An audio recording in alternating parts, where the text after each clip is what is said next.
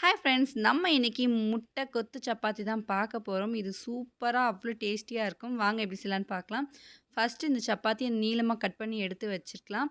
ஒரு பேன்ல கொஞ்சமா எண்ணெய் சேர்த்து, கொஞ்சம் உப்பு சேர்த்து, 2 முட்டைய உடைச்சு சேர்த்து, இந்த மாதிரி பெருசு பெருசா பொரிச்சு எடுத்துக்கலாம். இப்போ அதே பேன்ல 2 ஸ்பூன் எண்ணெய் சேர்த்துட்டு, 1/4 ஸ்பூன் கடுகு, 1/4 ஸ்பூன் ஜீரகம் சேர்த்து பொரிஞ்சதுக்கு அப்புறமா, ஒரு பெரிய பல்லாரி வந்து நீளமா கட் பண்ணி சேர்த்துட்டு, லைட்டா கலந்து விட்டுருங்க. ரொம்ப வேக வைக்க வேண்டாம். லைட்டா கலந்து விட்டுட்டு குடமிளகாயும் சேர்த்து கலந்து விட்டுட்டு, ஒரு குட்டி சைஸ் தக்காளி நீளமா கட் பண்ணி சேர்த்துருக்கிறேன். தக்காளி மட்டும் லைட்டா அமுத்தி அமுத்தி விட்டு வேக வச்சுக்கோங்க.